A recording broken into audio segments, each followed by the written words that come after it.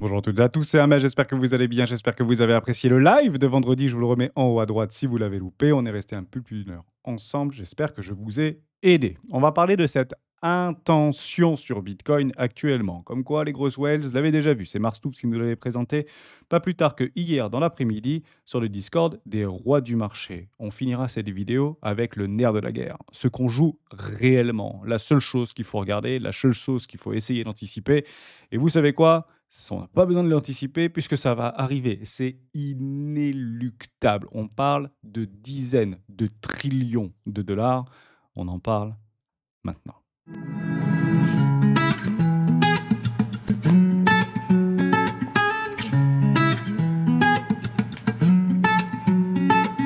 Mais juste avant de commencer, je vous invite toujours à rejoindre le Score des rois du marché. Vous trouverez le lien dans la description. À l'intérieur, une documentation qui s'appelle la stratégie des 4 rois. N'hésitez pas à l'utiliser, vous en imprégnez, vous en inspirez pour vous aussi trouver votre propre style d'investissement. J'utilise depuis plusieurs années sur les marchés traditionnels comme cryptographique et m'offre d'excellents résultats.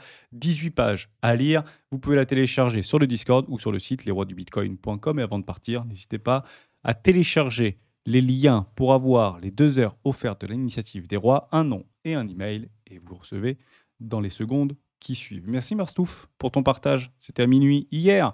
Bon, il semblerait que les grosses baleines avaient anticipé le coup, puis poussé par du dérivatif pour déplacer le cours aux alentours des 87 500 $. Donc très drivé par les dérivatifs. Est-ce que c'est un piège? Est-ce que c'est pas un piège? On va en profiter. On va pas forcément en parler maintenant. La seule chose qu'on peut éventuellement initier, c'est de savoir où est-ce qu'on pourrait se positionner s'il y avait une prise de liquidité. On va passer en 4 heures. On va remettre au niveau de notre trend. On l'avait dit ensemble. Si on casse cette trendline rouge, daily ici, donc je suis en 4 heures, mais en daily, on ne repasse pas en dessous. Et si on ne repasse pas en dessous, ça nous fait un bon point d'appui juste ici sur les 80 000 $. Donc, il va falloir tout simplement maintenir, si ça devait se retourner, les 80 000 $. Prochaine zone de fight, on la connaît. On l'a énumérée ensemble, plus 15%, 90 000 $, 93 000 $ à peu près. Et la véritable zone, là où on va commencer franchement à FOMO, c'est très exactement les 97 000 $. Pourquoi? C'est une zone de POC.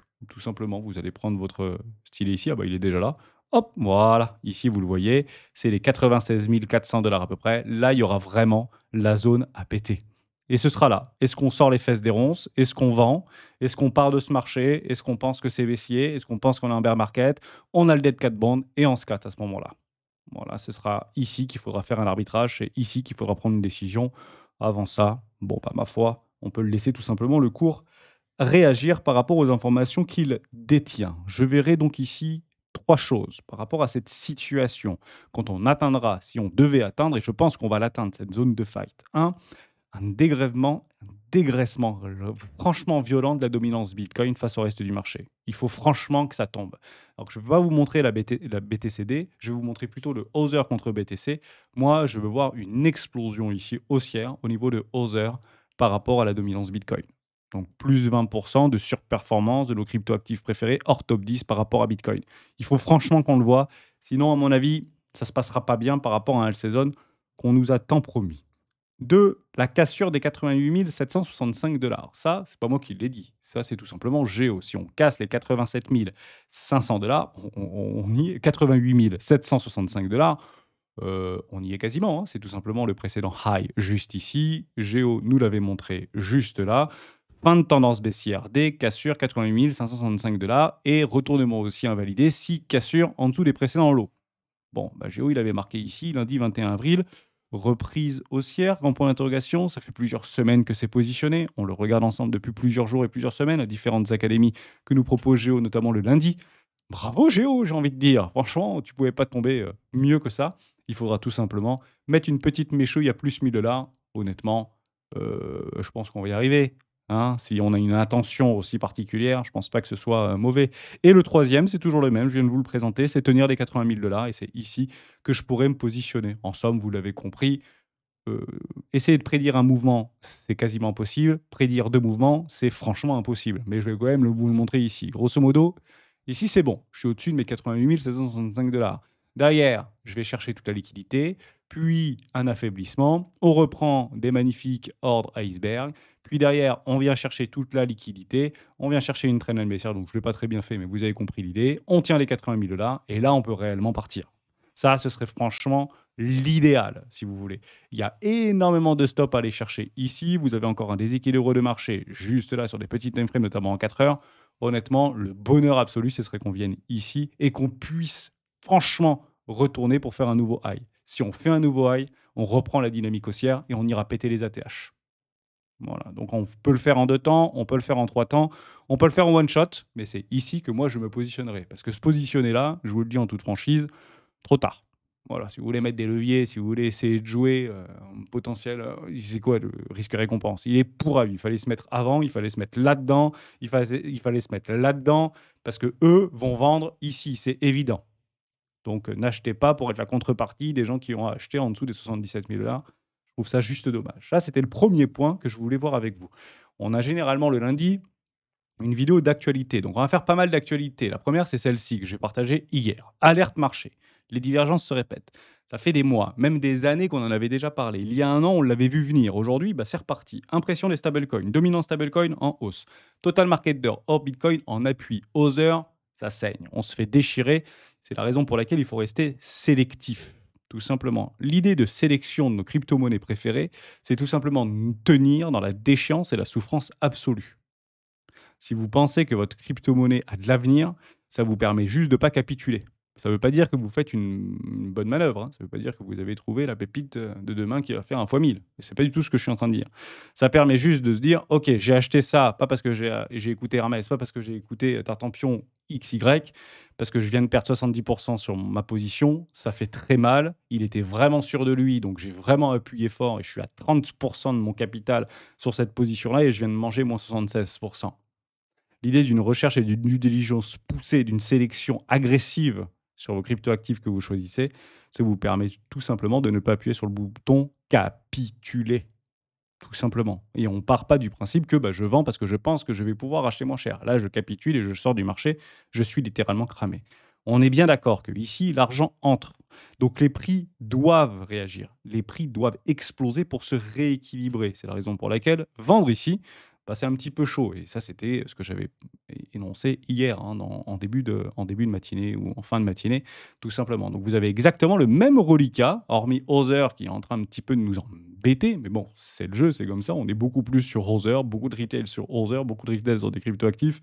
Et ben le marché vient tout simplement nous punir et vient punir les impatients qui étaient un petit peu trop chauds sur la gâchette achetée. Mais c'est exactement le même play et ça devrait se rééquilibrer, tout simplement. Et ça nous donnera la porte de sortie, comme je vous l'ai dit, la vraie zone de fight aux 97 000 $ pour Bitcoin. Petite actualité très sympa, Michael Saylor qui a donc déjà acheté insuffisant Orange. Il manque du Orange sur ce truc-là. Donc il va acheter combien? 200 millions, 300 millions, 1 milliard, 2 milliards, j'en ai pas la moindre idée, mais il les a déjà achetés. C'est ça qu'il faut comprendre. À chaque fois qu'il tweet, il n'y a pas de délit d'initié chez Michael Saylor. Il a bien compris comment ça fonctionnait. Donc il tweet et en fait, vous allez comprendre qu'il y a 4 jours, il a déjà acheté, tout simplement. Et peut-être que c'est ça en fait, hein. Peut-être que c'est ça qu'il a acheté, peut-être que c'est lui là-dedans, ou en tout cas une partie de lui, des portefeuilles de plus de 10 000 bitcoins qui ont tout simplement acheté massivement aux alentours des 84-85 000 $. Donc, si vous voyez Michael Saylor tweeter mais MicroStrategy a acheté encore 300 millions, 300 millions de dollars en bitcoin sur un prix moyen de 84 428 $, bah, vous avez compris que c'était lui juste avant. Voilà, mais ça ne veut pas dire qu'il va réinvestir. J'aime bien quand il chill ce genre de choses aussi. C'est des choses qui tournent sur Twitter, ce sont des choses qui tournent sur les réseaux sociaux. Il passe sa vie doit être dramatique à Michael Saylor. Il tweet j'achète du bitcoin et il tweet c'est haussier. Et à chaque fois, il nous balance ça. Et effectivement, il faut le prendre en considération et c'est assez intéressant de l'observer. On est donc ici, comme on l'avait énuméré lors du live précédent, sur des ATH, sur la masse monétaire de dépôts, pièces, monnaie en circulation, sur des ATH sur quasiment tous les continents. Je dis tous les continents. Hormis le Japon qui avait déjà fait un ATH ou qui avait clôturé aux alentours de cet ATH, la Chine qui a réellement accéléré. C'est infernal ce qui est en train de se passer. Et Bitcoin, comme l'or, on le voit très bien, c'est le garde-fou, c'est l'assurance. C'est la raison pour laquelle ça réagit assez violemment, notamment du côté du métal précieux. C'est la raison pour laquelle voir ça, c'est pas je vends des bitcoins pour acheter de l'or. C'est pas je vends mes actifs et je vends mes entreprises que j'ai due diligentées pendant des mois, voire des années, qui m'offrent aujourd'hui un rendement de 4%, mais qui a une forme d'affaissement, de dégradation de peut-être 30% depuis un an, qu'il faut les vendre pour acheter du gold. Parce que les arbitrages vont se mettre en place à partir de maintenant. Et oui, à un moment donné, il faut suivre les gros et les hedge funds, c'est avec des gros montants qui font de l'arbitrage. Donc ils vont vendre de l'or pour acheter autre chose, ça peut être des marchés risqués et on aura toutes les informations, notamment côté économique. On parlera de Jérôme Powell, bien évidemment, qui pourront tout simplement, heu infléchir ces courbes et donner en fait, arbitrage ici. On continue avec une autre petite news, c'est celle-ci, je trouvais ça assez sympa. Ça, c'est très clairement ce qu'on vivait en 2019-2020. Des pumps, des exit pumps, des, fake pumps, notamment sur plein de cryptos qui sont actuellement dans des, gros échangeurs. On peut parler de Binance, on peut parler de Bitget, on peut parler de Bybit, on peut même parler de Coinbase. Ici, vous avez Voxel. Le machin, il pousse x5, x6. En l'espace de je suis en horaire, hein, je suis en 4 heures. Donc en l'espace d'une journée, quoi. Le machin, il fait 500. Puis, il va s'étaler au sol. Vous comprenez bien, ici, dans Possesseur, que vous avez 67 qui détiennent, enfin, le top 10 des wallets détiennent soit quasiment 70 du supply. Donc ils ont la enfin, c'est assez facile pour eux de se mettre, ensemble, si vous voulez, pour faire fortement pumper le cours, exciter les algorithmes pour pouvoir sortir tranquillement. C'est ce qu'on appelle les exit pumps ou des fake pumps. Vous avez exactement la même chose sur la semaine dernière avec Aergo. Aergo qui est sur Coinbase, par exemple, qui est sur OK, qui est sur Bitget, ce sont des gros échangeurs. Le machin, il pousse ici 0,06 et il va chercher les 0,04. Waouh, 0,4. Waouh, ça fait quand même des sacrés coefficients multiplicateurs. Puis derrière, ça va probablement s'étaler au sol. Sauf s'il y a une reprise, mais ça ne veut pas dire que ça y est, c'est eux les grands gagnants du truc, donc faites très attention à ça. Soit vous les avez, ça je reviens par rapport au début de la vidéo, dans votre portefeuille. À ce moment-là, sortez les fesses des ronces, hein, si vous êtes surexposé là-dessus, c'est des opportunités pour pouvoir un petit peu s'alléger des positions un tout petit peu trop exacerbées. Ça, c'est le but du jeu, hein, parce que vous ne savez pas pourquoi ça tombe sur vous. Et puis tout à l'heure, ça va peut-être tomber sur BAT. À l'heure où je vous parle, il y a peut-être Basic Attention Token, ils viennent pousser 500%. J'en ai pas la moindre idée. Ça reste des capitalisations de 100 millions, 200 millions, 500 millions parfois. Parfois moins. Mais comprenez que ça, c'est clairement ce qu'on vivait en 2019, ça a excité tout le monde et on se disait: «Allez, on va aller chercher le prochain, on va chercher le prochain». Mais ça fait des mois qu'on a les fesses dans les ronces actuellement, qu'on n'arrive pas à s'enlever des brûlures qu'on a dans le dos parce qu'on s'est fait mitrailler dans le dos. C'est pas pour aller chercher et chiller ce type de token, même si on a la possibilité de voir par rapport à des, swing spots qu'on pourrait voir: «Allez, c'est possible que ça parte, quoi». Mais bon, sur les 100 qui sont possibles que ça parte, il y en a un qui partira. Bonne chance. Donc faites attention de ne pas rentrer là-dedans. BRI, la Banque des règlements internationales, qui fait un rapport accablant, notamment sur la DeFi et les cryptoactifs, qui arrive à une masse critique.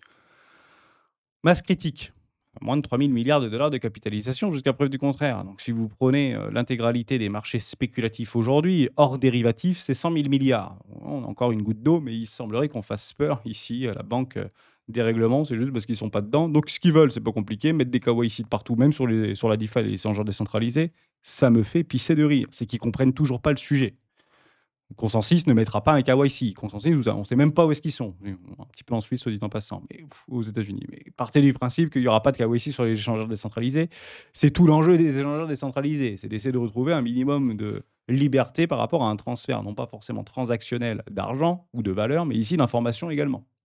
À la quête de la vérité, tout simplement. Ça aussi, la DeFi, ou d'autres principes ou concepts de la finance décentralisée, ou de la décentralisation tout court, permettent aussi de faire ça. Ça, c'est intéressant. Arwaxa Capital qui achète 250 millions de dollars de Bitcoin juste avant Pâques, alors que le marché envisage un week-end plutôt calme, finalement. On a eu un bon retour de semaine, donc plutôt positif à observer. Donc ça a pas mal tourné. Bon, il est connu, ce machin-là. Il a pivoté il y a des années en arrière. C'est un truc qui date depuis le début des années 2000. Ils se sont mis, se dit en passant, ils sont encore là 25 ans plus tard, donc plutôt pas mal de l'observer. Et ils ont pivoté dans les cryptoactifs, tout simplement. Donc, ils vont choper ça. Donc, voilà, l'excellence du digital, les actifs numériques et tout ça. Bon, grosso modo, ce qu'il faut comprendre, c'est que je crois, de mémoire, j'ai essayé de le regarder ce matin pour le confirmer, c'est pas un gros fonds d'investissement, c'est pas un gros capital risque. C'est peut-être 2-3 milliards de dollars en fait, de capital sous gestion actuellement. Donc, quand on prend 250 millions de bitcoins, sachant qu'ils en ont déjà, hein, notamment via de l'OTC, ils font de l'OTC, etc. C'est quand même une sacrée position qu'ils ont mis en place. Donc, savent-ils quelque chose que moi je ne sais pas? C'est pas complètement possible, mais il faut comprendre que le boulot de ces capital investisseurs, c'est d'avoir des informations qu'on n'a pas. Hein, sinon, ils n'ont aucun lieu de vivre. C'est bien d'aller chercher un avantage. Si on met de l'argent dans ces trucs-là et qu'on dit, ouais, ok, tu peux me prendre 5%, 2% ou 1% de frais, c'est bien parce que tu possèdes des choses que moi, je ne peux pas trouver moi-même. Et donc, je te fais confiance pour essayer de me trouver les meilleurs placements, les meilleurs investissements. par rapport à des informations que tu agrèges ou que tu agglomères. Donc est-ce qu'ils savent quelque chose? Bah, ça reste positif, je préfère qu'ils les achètent plutôt qu'ils les vendent, vous imaginez bien. Ça, c'est très important. Ça, c'est incroyable. Donc on parlait de stagflation il y a peut-être 2 ans en arrière, bien en ont parlé, bien se sont fait insulter, finalement on s'y retrouve. Mais encore une fois, parce qu'on n'avait pas le pourquoi. Donc dire on rentre en stagflation, alors que jusqu'à encore preuve du contraire, il y a 3 mois ou 4 mois en arrière, bah, il y a pas grand-chose qui l'indiquait, hormis Irma. Aujourd'hui, tout l'indique. Pourquoi? Parce qu'on a le pourquoi. Et c'est quoi le pourquoi? C'est Donald Trump, simplement. Donc Donald Trump est en train de violemment jeter son pays en stagflation. C'est quoi une stagflation? C'est une croissance molle, de l'impression monétaire, des taux hauts et une inflation qui augmente de façon complètement déraisonnée. Et c'est exactement ce qu'on est en train de voir par rapport aux estimations et les anticipations d'inflation. Plus de 4%, voire pour le 1 an à plus de 6%. Le moral des consommateurs aux États-Unis, c'est dans les chaussettes. Ça se voit pas forcément dans les rues, mais ça se voit quand même sur les graphiques. Ça, c'est pas forcément très positif. Alors pourquoi tout ça? C'est quoi en fait le nerf de la guerre? On va le voir juste après et c'est quelque chose d'extrêmement intéressant. C'est ça.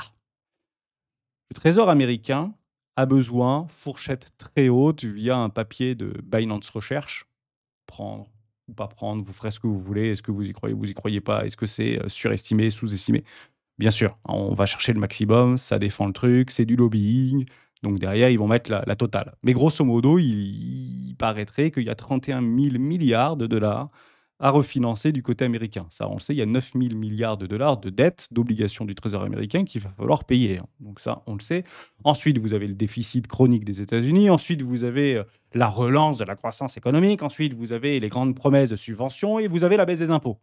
Donc en fait, si vous prenez tout ça, c'est basé principalement sur les promesses de campagne de Donald Trump et de l'administration Trump. Bon, bah, grosso modo, Binance Research a dit bah, il faut 31 000 milliards de dollars à refinancer. Bon, bah, vous comprenez bien. Alors, ce n'est pas 31 000 milliards qu'on va envoyer via des hélicoptères monnaie dans mon portefeuille ou dans le portefeuille des Américains. C'est pas du tout ça. Mais ça, c'est vraiment l'air de la guerre. Et il y a un truc qui coince. Le truc qui coince, c'est le taux. Parce que refinancer ce montant-là avec les taux qu'on a actuellement, je vous le dis, ça passe pas. Et en fait, on n'est plus ici sur la capacité ou pas aux États-Unis de lever de la dette, mais c'est de savoir comment ils vont faire pour garder une ligne directive, une direction claire pour conserver la confiance. Et vous comprenez bien que entre Trump et Powell, celui qui a probablement arrive de moins en moins bien à dormir, c'est Jérôme Powell. Parce qu'il y a 2 solutions. Soit il baisse les taux, alors qu'actuellement, bah, il ne compte pas les baisser. On était à 90 encore vendredi, aujourd'hui on est à 85. Mais si franchement il les baisse le 7 mai, ce qui est complètement possible, soit dit en passant, puisqu'il n'est pas tout seul à décider, hein, en tant que gouverneur, président gouverneur de la Banque centrale américaine, ils sont 6, me semble, 7. Ils sont 7. Mettez-moi dans les commentaires, je ne sais plus, j'ai un doute. Je crois que c'est impair, ils doivent être 7. Parti républicain, parti démocrate et Jérôme Powell, vous avez compris, le garde-fou. Mais ils sont plusieurs, c'est un consensus qui vote pour la baisse des taux, l'augmentation des taux ou ne pas bouger les taux tout simplement. Ils ont d'autres mécanismes qu'ils peuvent utiliser, ils ne sont pas que sur les taux. Partez du principe que les taux qu'on voit ici sous les yeux, c'est juste la toute petite partie émergée de l'iceberg, hein. Il y a 5 mécanismes en tout qui permettent d'alimenter de la liquidité dans les marchés ou pour pouvoir, dans l'économie réelle ou pour soutenir la liquidité dans les banques ou pour etc., etc., etc. Vous avez compris. Donc maintenant que vous avez ça sous les yeux, ce truc ici, c'est la petite pointe de l'iceberg. En fait, il ne faut pas le toucher. Parce que cette pointe de l'iceberg, c'est la pointe de la confiance. Donc si Powell, on me dit Powell, mais en fait c'est la Banque centrale américaine, plie là-dessus, ça va éroder la confiance. Et en fait, c'est plus la soutenabilité de la possibilité d'avoir un Bitcoin qui continue à monter, puisque de toute manière, il finira par monter vu les montants qu'il va falloir injecter. Donc, ça passe par A ou que ça passe par B. Il y a de l'argent qui va rentrer sur ces marchés, de la liquidité qui va marcher. On le voit très bien, notamment à M2. Il y a d'autres mécanismes qui seront utilisés s'ils ne sont pas d'ores et déjà utilisés à l'heure où je vous parle. Et on ne parle pas ici des repos. Il n'y a plus rien dans les repos. Donc, partez du principe qu'il y aura du QE déguisé. C'est probablement déjà en place. C'est exactement ce que la Chine est en train de faire, se dit en passant. Mais ne touchez pas à la confiance, à la soutenabilité des Américains à pouvoir honorer leurs dettes. Parce que là, on revient dans Game of Thrones au niveau des Lannister. Ils sont en guerre. Les États-Unis sont en guerre, notamment contre la Chine. C'est clair comme de l'eau de roche. La guerre commerciale, dans le mot guerre commerciale, il y a surtout guerre. C'est ça qu'il faut prendre en considération. Donc je suis très impatient de voir comment ça va réagir. Et en fait, c'est pas un jeu à somme nulle. C'est pas pile je gagne, face je perds. c'est dans tous les cas Bitcoin gagne en fait. Et dans tous les cas, l'écosystème cryptographique va gagner. Parce que dans tous les cas, la confiance va s'éroder, quels que soient les mécanismes qui vont être utilisés. Et la question à savoir, c'est oui ou non, ça va se faire de façon très imminente, de façon violente, de façon tout ce que vous voulez. Alors comment on peut le voir que ça commence à éroder au niveau de la confiance? Comment on voit que ici c'est extrêmement dangereux? Un, de par la dévaluation mécanique de la monnaie. Deux, vous avez compris le truc. On va pas refaire le live de la semaine dernière ou il y a 2 semaines. Je vous montre juste des graphiques. Je pense que c'est beaucoup plus parlant. Vous allez regarder du côté des taux à long terme. Boum, ça remonte. On est sur des niveaux extrêmement hauts au niveau des taux d'obligation à 30 ans. Ceci n'est pas normal. Ça, c'est de la confiance qui s'érode. On est en train de se barrer des obligations. Alors me dire, c'est les Chinois qui vendent des obligations d'État américaines à 10 ans, à 30 ans, etc. C'est pas que ça, en réalité. On voit bien le gold qui est en train d'exploser. Ça met un garde-fou, une contrepartie assez violente par rapport à ce qui est en train de se passer. Ça, c'est les premiers stigmates d'une perte de confiance. Vous en avez une deuxième, c'est ceci. Par rapport au contrat dérivé du Zen et 1. C'est les taux, les T-notes à 10 ans. C'est rare d'avoir en fait un swing comme ça. Honnêtement, ça fait un petit peu flipper ce qu'on est en train d'observer. Et ça ne remonte pas. Après, au contraire, ça ne monte pas. Donc, si ça continue à descendre, bah, la soutenabilité de la tête est encore une fois remis en cause. Troisième chose qu'il faut regarder, et ça, je pense que c'est la plus belle chose à regarder, c'est clairement ça. Ça est en train de dévisser sévère du côté du dollar. Donc, que vont faire les gens? Bah, les gens vont tout simplement fuir le dollar. Ils vont aller chercher quoi? Bah, plutôt des devises qui semblent plus robustes, comme l'euro, comme le yen, comme le gold, bien évidemment, qui est aussi une réserve de valeur. Et ça, vous avez un cocktail Molotov qui est en train de se préparer, qui a été initié par l'administration Trump. Et je ne sais pas si oui ou non, ils ont toutes les cartes en main ou ils savent exactement ce qu'ils sont en train de faire. Dans tous les cas, on connaît le résultat. C'est quoi le résultat? Vous connaissez la réponse. C'est de l'impression et de l'ajout de liquidité très massif dans le système monétaire. Ils n'ont pas le choix. Donc, partez du principe qu'ils n'ont pas le choix. C'est juste une question de temps avant de voir Bibi continuer à augmenter. Et ça ne remet donc en rien les prédictions, les anticipations, les probabilités, les statistiques de dire on se retrouvera à 230 000 dollars d'ici la fin de l'année 2025, octobre, novembre 2025 pour Bitcoin. Et vous avez les premiers prémices du pourquoi. Alors là, la question, c'est de savoir, mais pourquoi ça ne se déplace pas? Pourquoi c'est pas déjà... Mais parce qu'on ne sait pas qu'est-ce qu'ils vont utiliser. On ne connaît pas les quantités. Ça a été aussi un petit peu ce qui avait été promis par Donald Trump d'une réserve de Bitcoin. Est-ce que c'est 1 million de Bitcoin? Est-ce que c'est 1000 Bitcoins par jour pendant 1000 jours? Est-ce que c'est... Non, on a été très déçus. On va utiliser des Bitcoins saisis, qui est censé être logiquement vendu aux enchères par rapport aux Chine, ou remis logiquement aux personnes qui ont été flouées, visiblement non. Bon, c'est comme ça. On a été très déçus. Donc on va regarder si oui ou non le marché est encore déçu. Et c'est le but du jeu, hein, c'est de décevoir le marché pour essayer de tirer la couverture le plus fort possible du côté du trésor jusqu'à ce que quelque chose craque. Et on est en train de voir la glace qui est en train de craquer. Donc nous, ça fait longtemps qu'on a pété la glace et qu'on est en train d'avoir un petit peu froid sur un hiver potentiellement cryptographique qu'on est en train de nous survendre depuis quelques semaines. Moi, j'essaie de nous réchauffer. C'est mon but, hein, bien évidemment. En tout cas, je le joue très fort. Mais si ça craque, j'ose espérer que Bitcoin puisse en profiter. Et je pense que tout est réuni pour qu'il en profite massivement. On se retrouve demain dans une prochaine vidéo d'Héros du Bitcoin. Le nerf de la guerre, il est là. Lisez le petit papier au niveau de Binance Recherche, même si c'est très enjolivé pour essayer de pousser le truc de l'extrême. Partez du principe que l'extrême égale confiance. Érodage de la confiance, c'est plutôt bon pour l'écosystème crypto. Ciao.